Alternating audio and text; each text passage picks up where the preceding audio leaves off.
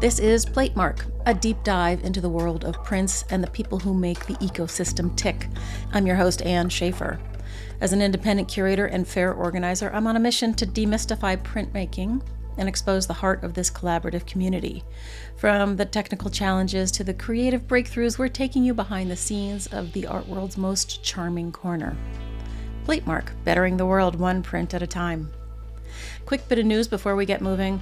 The Brooklyn Fine Art Print Fair is finally here. We are opening our doors in just 2 days, this Thursday, April 9th at Powerhouse Arts. It's the perfect chance to see the work and meet the people we talk about right here on the pod. From the VIP opening to our artists' talks, I can't wait to celebrate with all of you. Check out brooklynprintfair.org for the full schedule and tickets. I will see you in Brooklyn. Today's episode is one I've been looking forward to for a long time. I recently had the pleasure of sitting down with Betty Winkler, and let me tell you, if you're interested in the technical rigors of the print studio or the profound human side of art making, you are in the right place. Betty's career is really a masterclass in creative evolution. Many of you know her as a vital voice in the world of printmaking, specifically as the champion of carborundum collagraphy. We spent a good portion of our chat demystifying that very tactile technique, from the painterly possibilities of mixing grit and adhesives to her innovative use of plexiglass plates as an accessible alternative to metal. But what makes Betty's story truly Platemark worthy is where that journey led her. Beyond the studio, Betty transitioned into the field of art therapy. While that may seem like a leap to some, Betty sees it as a seamless bridge. To her, the collaborative nature of being a master printer is strikingly similar to the therapeutic process. She draws these beautiful parallels between uncovering etched imagery beneath a surface and helping a client reveal hidden emotions. We talk about her book on carborundum collagraphy, her mission to keep printmaking non-toxic and accessible, and her deep belief that creativity is a fundamental human trait that can reinvent itself, whether it's on a plate or on life's broader canvas. So let's get into it. Here's my conversation with the inspiring Betty Winkler. Betty, it's great to see you. Thank you for coming on Platemark today. Oh, you're welcome. Thank you for inviting me. Yeah, sure. You know, my goal is to talk to as many people who do a variety of things, and you're an artist and you had a print shop of your own, which we'll get to, but you've written a book, which is why I wanted to talk to you, because you wrote a book about collagraph, a subject about which I don't think we've talked about at all. So I wanted to get to A, the technique, but B, also to, why you wrote the book, how you wrote the book, blah, blah. Mm-hmm. So introduce yourself for us first. Okay. Betty Winkler. I live in New York City. Don't know how else to introduce myself. I am a printmaker. I had a print studio for a long time, and then I changed careers and became an art therapist. And now I'm enjoying blissful retirement from the art therapy. I can never retire from being a creative person. I think that is something that is a through line for everybody that we've talked to who are in the creative piece of it. I don't think anybody can give up being an artist, right? Even if you tried, you couldn't do it. No, I don't. And I will expand the term to creative person, not just somebody who makes art, but I think a lot of scientists are creative people. I think a lot of inventors, obviously, creative people. The product doesn't usually matter.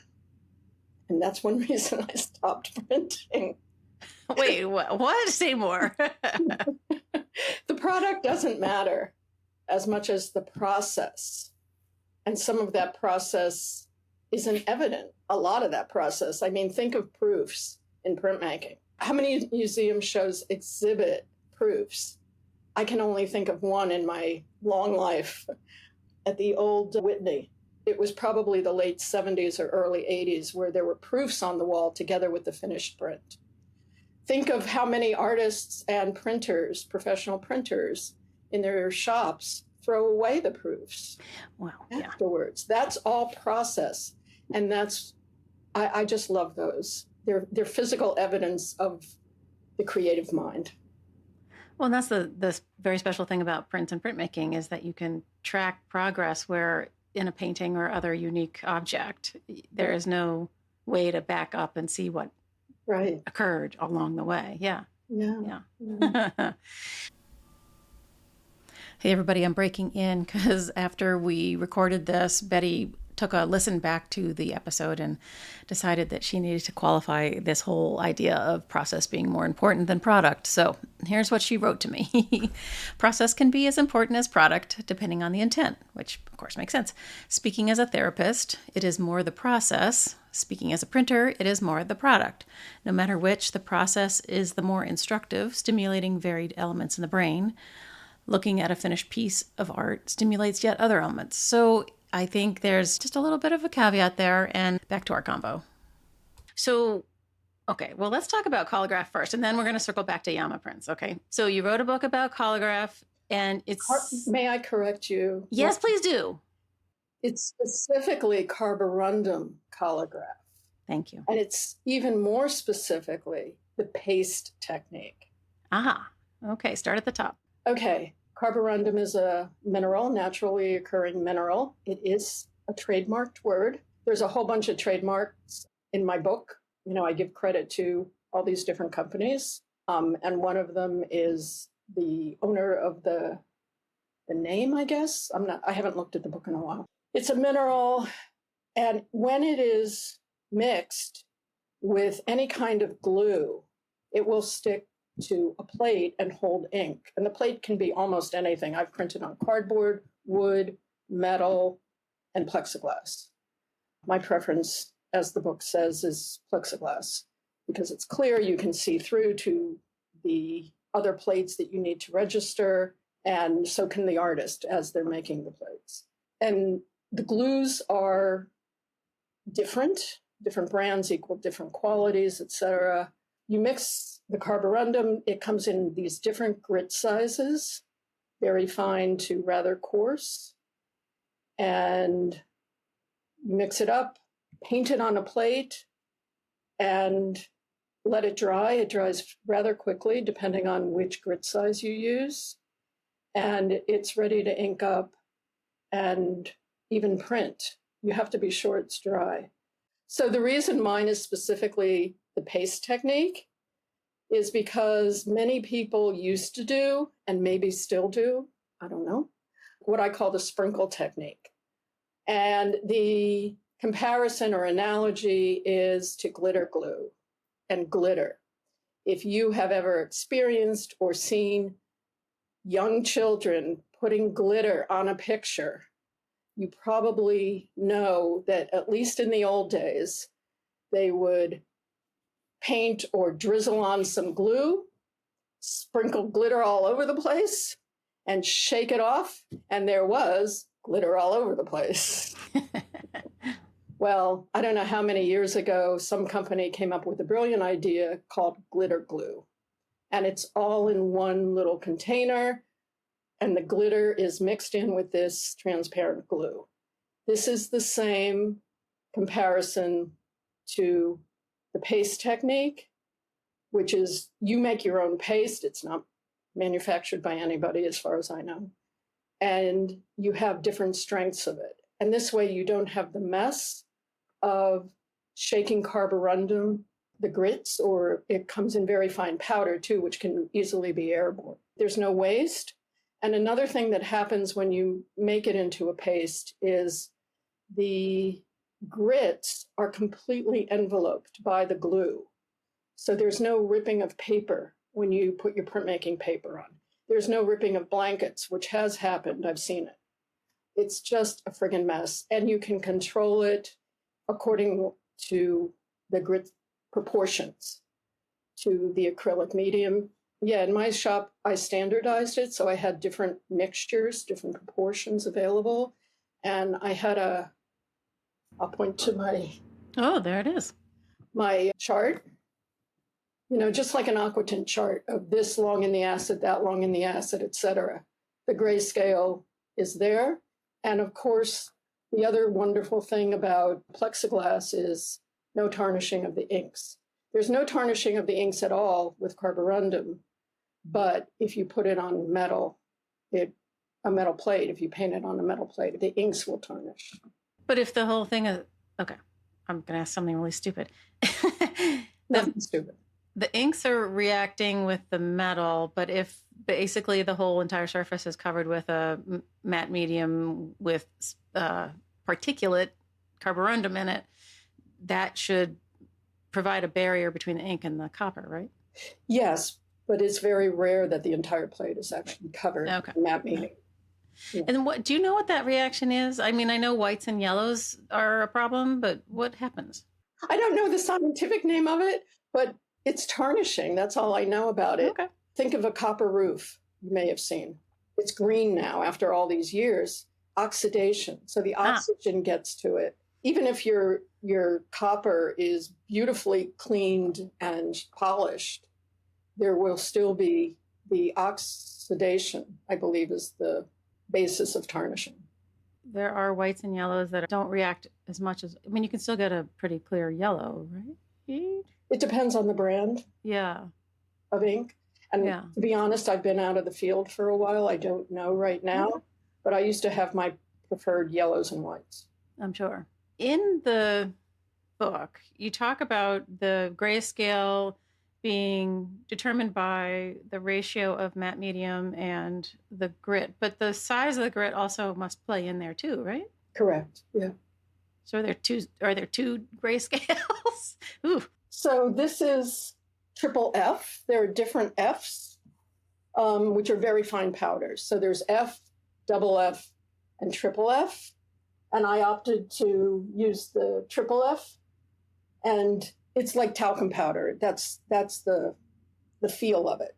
So this is a black up here, where the proportion to the acrylic medium is very, very small. And this shows you more of the gray.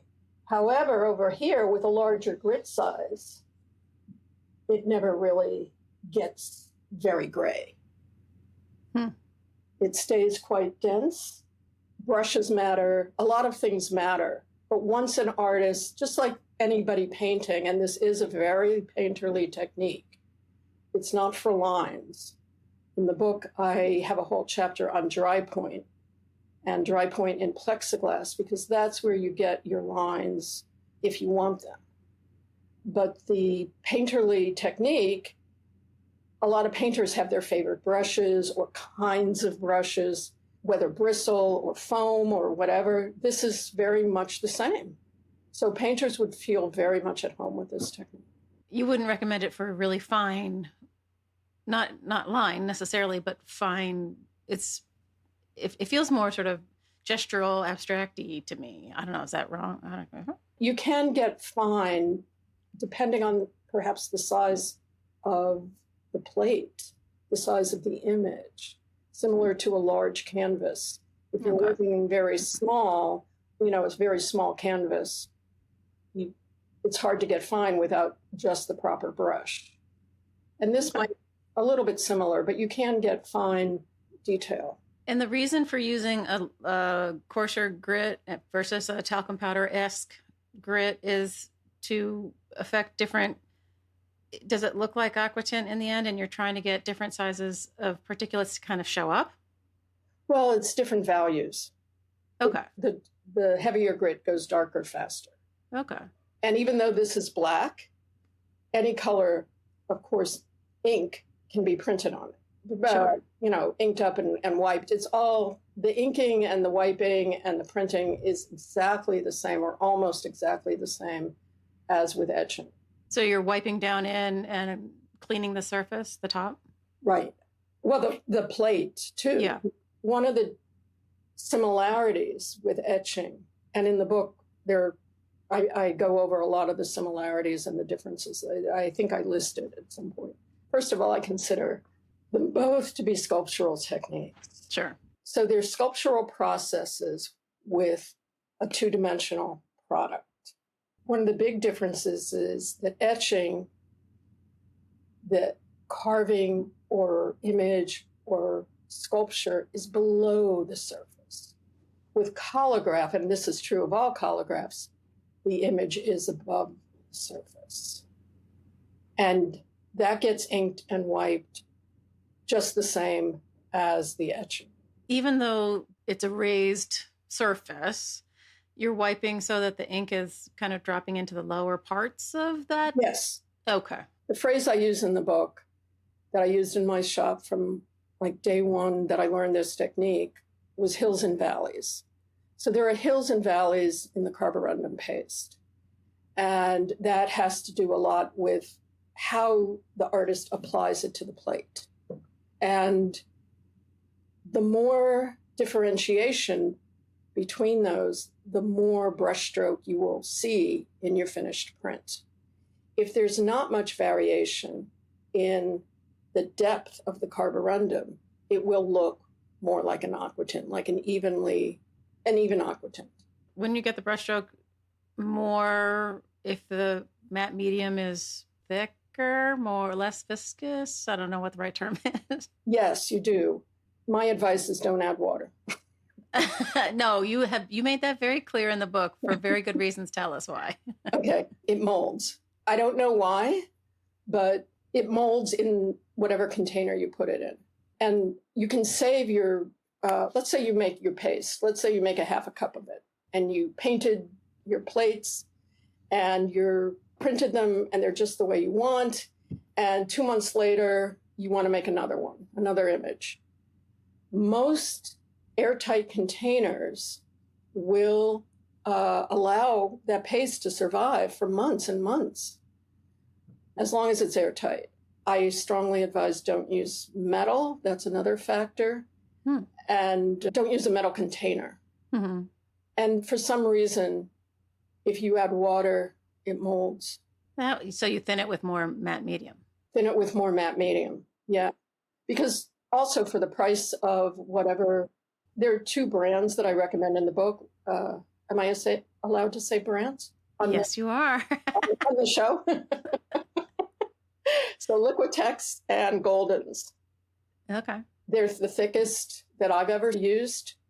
And there are other brands out there that are just liquefied. They're just water. You're buying water and wine price for it. They're just watered down. So if you add water, you're just to Liquitex or Golden's, you're just weakening the medium. And that might affect the way it all sticks to the plates as well. Okay. As far as the aquatint look goes, yes, I know there is this visual belief that it looks like aquatint. It doesn't to me, because I don't know, my eyes are attuned perhaps more. If your carborundum paste is on the plate to any kind of degree, I can't tell you what degree that is, but it presents a kind of debossment on the backside of your paper, your printed paper. Aquatint will never do that. Oh, okay. And there's also the misnomer of calling them carborundum aquatints. And I really don't like that term. And I really talk about this in the book. You do, yeah. At the beginning, because, oh gosh, this was one of the reasons I decided to write the book, was because I heard that term a lot and people thought they were aquatints with some dimensionality or something to them that you couldn't get with a standard aquatint and copper or zinc or other metal plate. And being that I've used all these other non-metal plates, I can't explain or encourage people strongly enough. Don't use that term, because you cannot put wood or plexiglass in acid. Really bad fumes. And so people get confused as to what the actual technique is. So that's why I call them carborundum collagraphs. Collograph is a term that was coined by Glenn Alps in 1956, I think it was. It was about painting other stuff or gluing other stuff, from the word collage, gluing disparate items onto the surface of a plate, inking it up, wiping, and printing it through an etching press. And there are other terms in the book, in the introduction to the book, that people have used over the years and get very confused about it. When I first had the idea to write the book, which was in the early 90s, I spoke to some curators, and one of them, who I had met a couple of times, asked me, why would anyone want to learn this old black and white technique that nobody uses anymore. He was talking about carborundum mezzotint, which is a technique invented by a group of WPA artists working in Philadelphia. At about the same time that this technique was being developed by an artist in Paris, an American artist, Henry Goetz, Goetz, and he's the one who invented this paste technique. So this curator, like, what can I say? He kind of laughed me off the phone. Like, why would anyone want to do this? And I thought, that's why, because nobody knows what it is. He who shall remain nameless. Yes.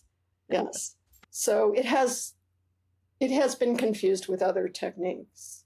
Well, yeah. So I think it might be helpful to just lay out how you clarify things, because carborundum itself probably had other uses in industry, right? And then there's the mezzotint of the 30s, WPA artists, and then there's even other ways that it comes into play, right? Correct. Yeah. It's a buffing and sanding material for manufacture. It is in almost every print studio because it has been used for a very long time to sand litho plates, old litho stones, not the aluminum plates, I don't think. But the old litho stones, you had a levigator and you had carborundum grits in every print shop, at least every one that had lithography in it.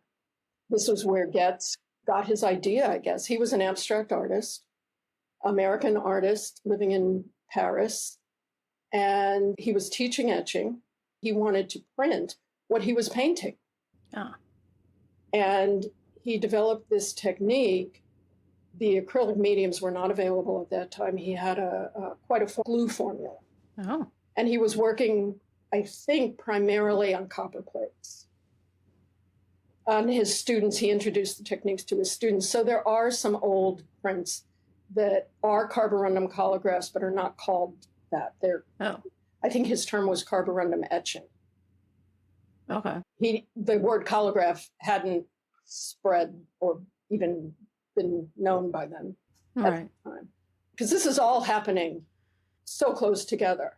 I'm sorry, I think I made a mistake. He was not working at the same time as the WPA artists. He was working a few decades later. So, but I feel like the artists in Philadelphia were a little unit. And I mean, I think people knew what they were doing, but I don't think it kind of spread, did it? Not that I know of. Yeah, I don't think it did, really. So the carborundum, to get back to the history and to try to clarify what I've said also, the carborundum grits available in any print studio that has lithography. The WPA artists are working in the late 30s, mid to late 30s. This is Philadelphia. It was a group of about 5 or so artists. Many of them were Black. And there were some mixture of races, artists working together, sharing ideas, funded by the WPA. That's where the name, I mean, I've always heard them term the WPA artists out of Philadelphia. And it was a very active bunch of guys, and it was all men, as far as I know. And I've met one of them years ago. Yeah. Ooh. I met Hugh Messaboff. Did you? I printed with him. Oh my God. Yeah. And he confirmed, this was before I wrote the book, but he confirmed some of my ideas. And what they were doing with the carborundum was not the collagraph.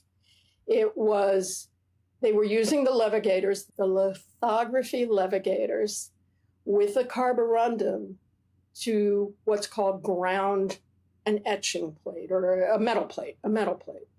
And this was giving them a faux mezzotint look.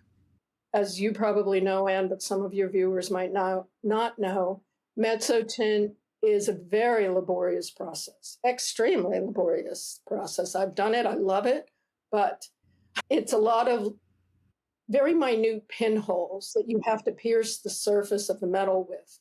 And each of those holes, well, all of those holes combined hold the ink. And so it's going from black to white because you have created a black surface and you burnish it to create your grays and whites. So the WPA artists in Philadelphia started levigating. I don't know if that's a verb or not. It is today. Levigating the carborundum grits, and I don't know what grit size they used, to create these pits that would hold the ink. It's very shallow, much shallower, I believe, than the actual mezzotint that is used with what's called a rocker. Oh, huh. And so the plates were fine, but they didn't hold up for long. I have seen some of these prints at the New York Public Library, which is where I did a lot of my research for the book. And they have a selection of some of the prints there from this period. So those guys were working, it's the 30s. And this becomes known because they were selling too, believe it or not. I mean, the government seemed in this distance of 50 years later to be more years later to be so supportive of this group of artists. So they were not only paid to make these prints, they were selling them as well. I don't remember how that was happening.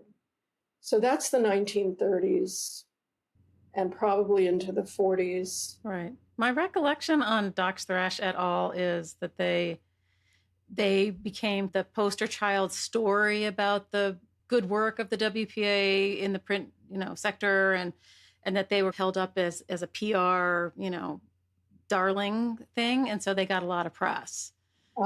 Because they were mostly black. I don't think they were all black, but I think almost all of them were black, and they had discovered something brand new, and off you go. So that's my recollection. It worked really well for them. The technique worked really well for them. They knew how to handle it. The artist that I worked with was white, Hugh Messaboff.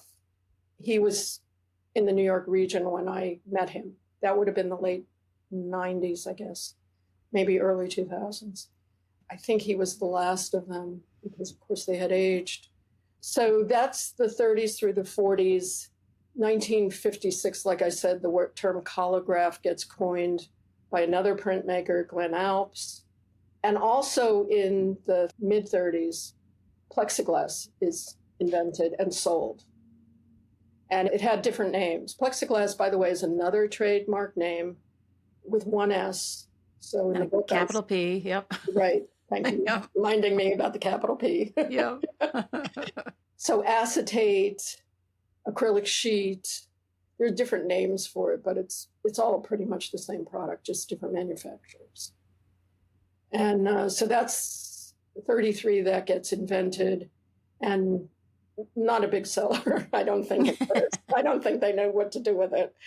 And it's not until 1969 that Henry it's Henri, Henri Getz, who's been living in Paris for a long time and teaching printmaking, writes this booklet. I'll call it a booklet or pamphlet about the carborundum collagraph technique, mixing the grit with the glue, because he didn't have acrylic medium at the time. And he shared a gallery with Jean Miro, and Miro wrote the introduction in the book, this booklet. I think Getz was at the Atelier. Does that sound like Atelier 17? I don't. I'm going to look while you're talking. Okay. Miro was using this technique too. So he was painting on copper plates. I've seen some of these. There are a lot of them from Miro. The color aspects are etched. If I remember correctly, the color aspects were etched, but the blacks were the carborundum. He would paint it directly on the copper plates. They're quite large. And so Miro was a fan and a friend, I guess, and wrote the introduction. And this is a book that came out in 1969 from the gallery Mate. I don't know if I'm pronouncing that right. Maeght. That was their shared gallery in Paris. And then there was an updated version in 1974. I come along sometime in the late 70s. I guess I was there late 70s, early 80s. I start printing with Alan Coslin. he had read this book.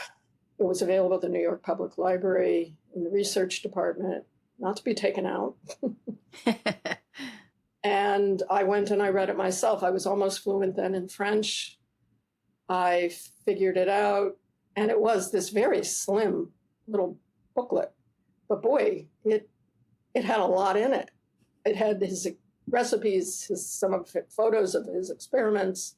Of course, the students also had been using this too, so he had a lot of information to impart. And I was really surprised that there was no information in English. This is a non-toxic technique that provides full spectrum color, is easy to do, and nobody knew about it. And like I said, some people, including many professionals in the field, didn't know what the hell I was talking about. And in the meantime, Alan and I are using it with artists, and they're loving it, with painters primarily. They're loving it. They're mixing it with other printmaking techniques in our studio. And then I went out on my own and started my own shop.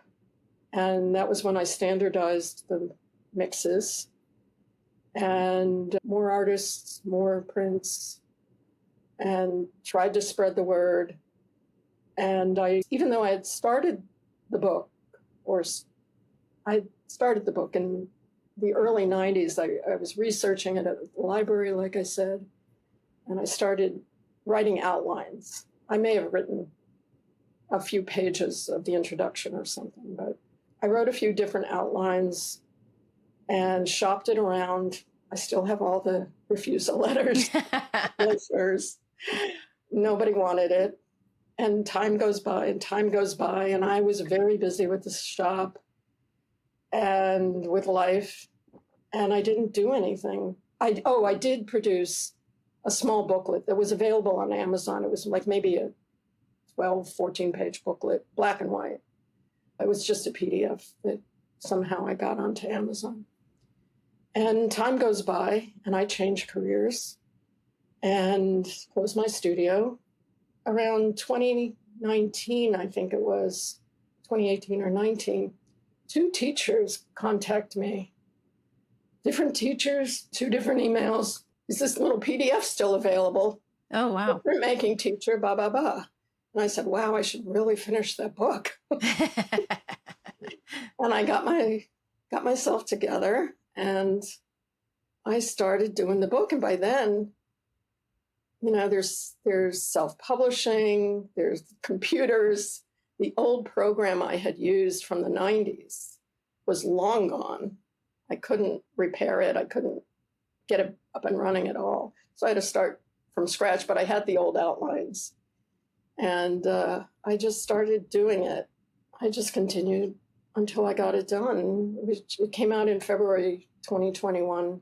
I had 2 wonderful, wonderful readers. I have to give them full credit here, as they deserve more than just a mention in the book.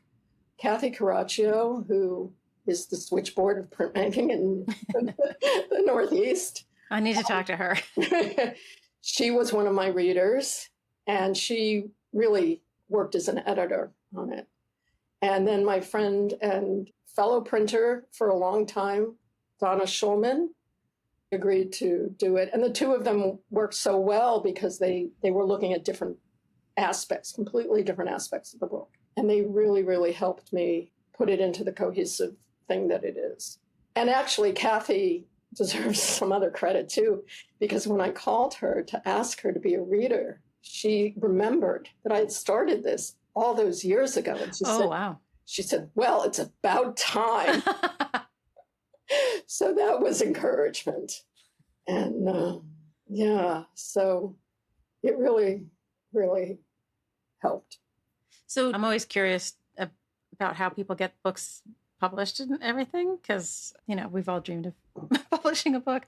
Did you shop it around in the 2019 version, or you just went straight to self-publishing? Just went straight to self-publishing.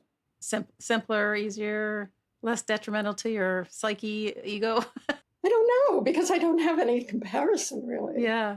I had used the platform, and it's lulu.com, and I had used that platform to write a poetry book. Ah, And so I was familiar with the platform. I had the software. I knew what I needed to do more or less. The printmaking book is much more involved with lots and lots and lots of photos and different colors of text to indicate what is being referred to. But part of that was the fun of creativity for me. right. But I have to say, I had a full-time job. I had a very intense job while I was doing this. And I would come home nights, and not every night. I could not work on the book every night, but nights and almost every weekend. Wow. I would do the book. So when people order the book now, it is printed, it's bespoke printed for you, right? People can order it themselves. They don't order through me. They order through lulu.com/shop. And they print on demand, right? And it's print on demand. And I've learned to love print on demand. I know so many writers in different fields who are getting their work out there. And my whole goal with this, the thing about publishers, and maybe this is, it was all meant to be. I believe that it was really meant to be in the sequence it happened. My goal is to get the word out there about this wonderful technique, which is non-toxic and so readily available and so inexpensive. I'm not here to make money. I have enough. But I want to get the word out. And that's why I made this book. And that's why I keep the price as low as I possibly can, with a little warning that as of August 1st, 2025, the price will be going up a few dollars because the print costs around the globe have gone up Yeah. a few dollars. Right. And that's the platform. And like I said, the printing, however they print it, I really have no idea how they print it. Isn't that nice? Make it happen. I know that Great Britain, by the way, has very comprehensive book. I haven't seen it, but I haven't seen it in the flesh, but I've heard about it, read about it online. And I even was in contact with either the person who wrote it, or maybe it was written by two people. I can't remember. I'm sorry. I've been in contact with them just very, very, very slightly. And I don't even know if it's about the paste technique or not. Wait, this is a book on carborundum, Oh, using the collagraph technique okay. for Great Britain. So Great Britain has some of a history of this. I knew that Ireland did because I saw there's a graphic studio, Dublin, I think, that was at one of the print fairs or had been at print fairs in New York City. And they labeled their prints carborundum collagraph or carborundum prints. I think it was carborundum prints. They were using aluminum plates. I did talk to them, and I know that they used aluminum plates. Aluminum doesn't tarnish either, so. Right. But your point about using plexiglass because you can stack them up and see through to other layers makes a lot of sense, I think. It did for me. Yeah. That makes sense. And for the artists I worked with, because I worked with a number of painters, some of whom didn't understand color separation. And that makes sense to me. A printer is there to guide the person, one of many responsibilities. And I would just put the plate out, and maybe there's a drawing, maybe there's a painting underneath, a little sketch, something, usually in color. And I'd say, okay, this is just the blacks. Just paint the blacks now. Okay, the next plate on. Just paint the reds. Just paint the, this color and that color. And then at the end, once it's dry enough, you can stack them up and you can see if there are gaps in the registration, what needs to be edited, and a variety of different things. You could use the carborundum collagraph material and build a collagraph that probably most people think of with, tape or fabric or whatever. Like you can do all of this together. Right. Plus the dry point, right? Right.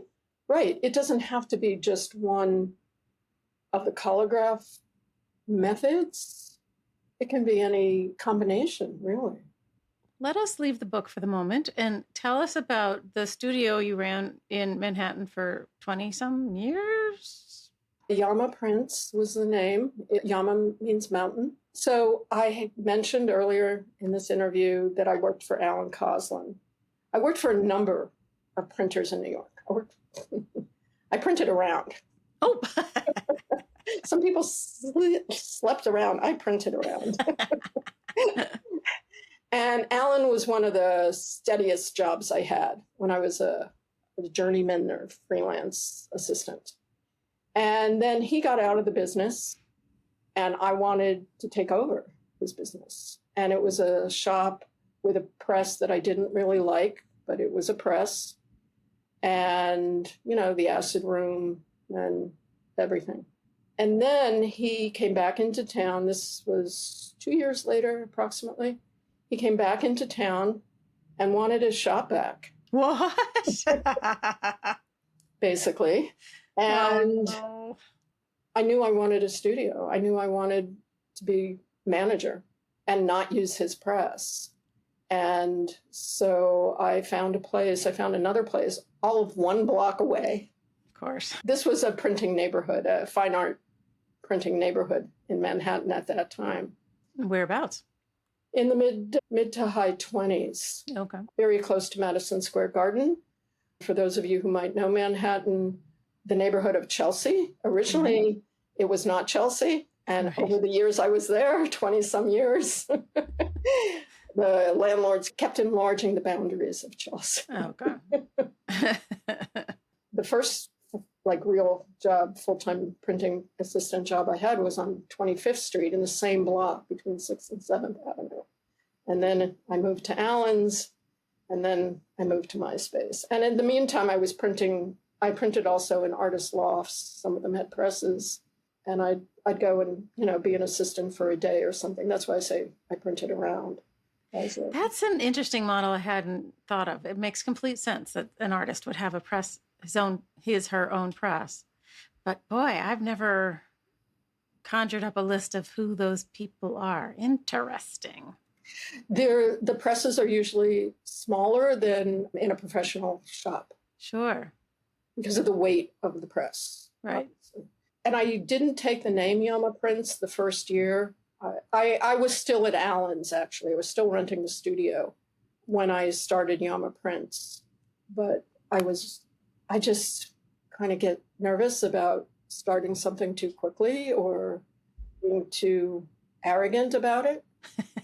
That's why we like you, Betty. Anyway, I think the first year of the transition, maybe I kept the name Express, which was Alan's studio name, is usually the year that I go by as having started it. And I started publishing a couple of artists. They had to have galleries. That was my criterion. Okay. Because if you have a gallery, I'm willing to publish, but only a few artists. Throughout my career did I publish. Everything else was what's called a contract job. Right. I was on 30th Street, West 30th Street, between 6th and 7th, right next to the police station. Stayed there for 20-some years. I assume you did carborundum collagraphy there. What else did you do? Etchings. I did. So I love etching. This is how I got into this. I fell in love with etching. And I'll tell you a little story of my history. I went to Carnegie Mellon. That was my undergraduate. And we had to take all 4 printmakings as intro. We could not take just one. Oh. We had to take a half a semester of each. And the last one I did was etching. So it was spring. And my teacher was Joanne Mayer. She just passed away a few months ago. Joanne and I stayed in contact all these years. She was terrific. She went to Atelier 17. Did she? Yeah. She taught us every etching technique, and she taught us viscosity. And I just, this was just, I just loved it. That's how I got into this. And I continued to do etchings primarily throughout Yama, it was primarily etching. I had the etching press, which is how the carborundum collagraphs are printed. Joanne, by the way, supported me throughout my career in terms of her encouragement and enthusiasm. We were in contact just earlier this year. I was in touch with Joanne about the interviews for Atelier du Set project with which Christina Weil was conducting. And Joanne, being a very private person, was so reluctant. I wanted to interview her. Christina figured out a way to get Joanne to either write or speak her interview. Okay. Which was perfect timing because that happened approximately a month before she passed away. Oh, my goodness. Yeah, she was very, very supportive. And she was a very independent woman, too. So that was like she was a role model for me. Let me explain to listeners, the Atelier 17 project is something that I'm on the board of. Surprise, everybody. And it's Christina's brainchild, and it's a nonprofit that has formed in the last year to celebrate the 100th anniversary of the founding of Atelier du Set in 1927. And part of that project has been to conduct oral interviews with as many, well, that's not true, with a group of artists as we can find them. And that's how you and I met, actually, Betty. We were both doing interviews and discussing how to manage the recording situation, which is always challenging. So we both have been interviewing artists for this oral history project. So when you closed Yama Prints, you'd been doing it for more than 20 years. What made you decide to stop doing that and switch? I mean, it's an adjacent career, but it is a pretty hard turn. I didn't see it as that. I'd been struggling for years to keep afloat financially. Okay. Rents in New York, rents everywhere kept going up. I was in a commercial building, and the price of all the materials kept going up, and the quality kept going down. I had copper that wasn't pure. I had inks that weren't working the way they had done, a year prior, 5 years prior, et cetera, et cetera. And so I wanted out, more or less, but I didn't know what to do.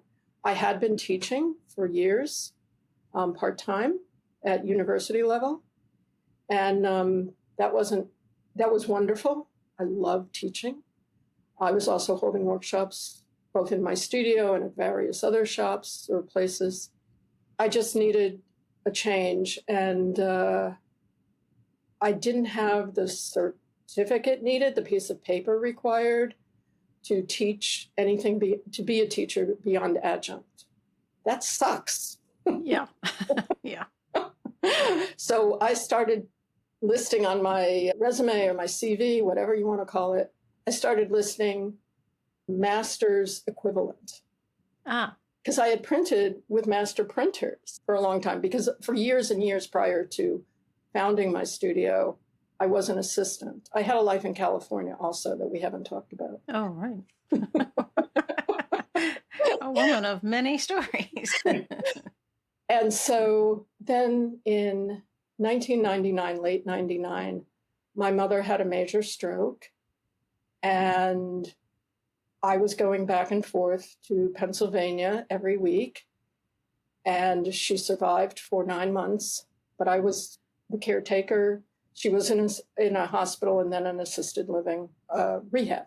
But I was the only family on the East Coast. I was taking care of her. I'm going back and forth, and I'm still operating my shop full throttle. And I realized after all these poems came out of me about her illness and then her death, no visuals, just poems came out. And I compiled them into a book. And as I'm compiling them into the book, that is my creativity. And I'm processing a lot of stuff and saying, this is what I want to do. I want to help people through creativity to deal with bereavement or any other problems, emotional problems that they have. And a good friend of mine who's a dance therapist said to me, nobody's going to hire you unless you get a degree. And it just so happened that in New York State, the degree of art therapist had just recently, a few years prior, been established. And so I knew the insurance companies would pay for reimbursement to patients, clients, and hospitals, schools, everything. And that's exactly what I did. I went back to school. I don't know, I was in my late 40s, I think. And I went back to school. NYU has a great art therapy program. And I got a job right away out of school. I had a wonderful internship, lots and lots of wonderful teachers and supervisors. And I started working in a psych hospital. It was using the foundation of the imagination to help people through their emotional difficulties. I did not do a lot of art therapy, ultimately. I worked on inpatient for a while where I did only art therapy, but then I was transferred to the outpatient clinic. And because of the rules of our so-called health, so-called care, so-called system, appointments are very short, and most of it was talk therapy. And I enjoyed every aspect of everything I did, every modality I used. Creativity comes into it. Nonverbal communication is the basis of art therapy. And I did primarily trauma work because that was the population I was working with. We had to take workshops and classes to keep our license current. And I had decided when I was an intern at this hospital, this same hospital where I was hired, that the underlying cause of almost every diagnosis was trauma. So I would specialize in trauma. And that's what I did. Now, the relationship to printmaking, or at least to having a studio, in my studio, for the most part, I worked one-on-one with another individual who wants to communicate something in a finished product. And that's part of art therapy too. They want to communicate something. Maybe they don't know how. A lot of the artists I worked with at Yama Prints did not know how to create a plate, did not know how to print.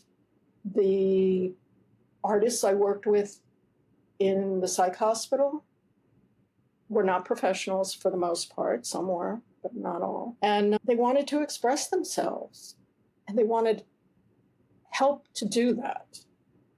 And that was some things I could provide to them. I think self-expression will come out no matter what.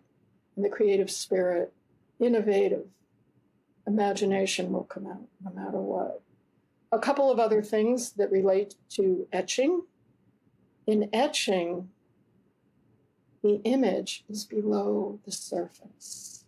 And where are our emotions? Below the surface. Gotcha.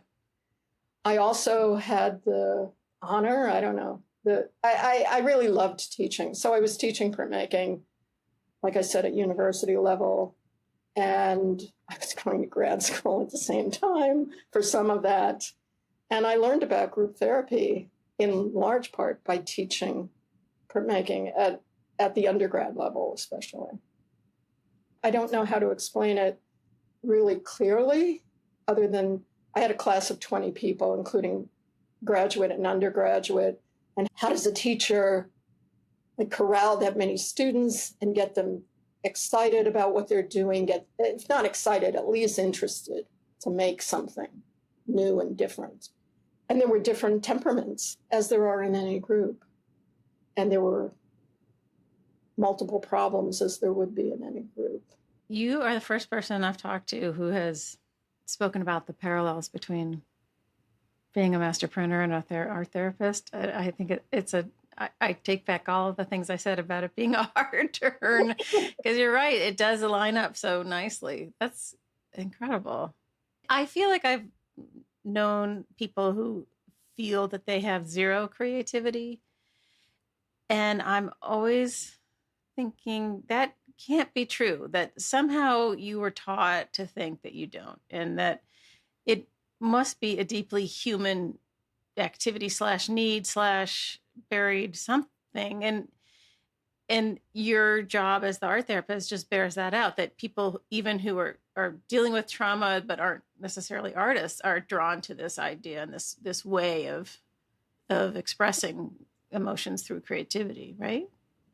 Yes and no. I do believe that it's there in everyone from the minute we're born, but it's not nurtured with a lot of people, and therefore it doesn't grow. As I think I said, maybe I didn't emphasize it, I did primarily talk therapy. And I learned a wonderful modality, EMDR. Oh, yeah, I've done it. It stands for eye movement and desensitization and reprocessing. I love that in large part because it is pure imagination. And so I consider it art therapy. And it was very rare. I don't think I used a piece of paper with anyone who did EMDR with me in my office. This meaning they didn't make art. They just used pure imagination to process their traumas. Getting shivers.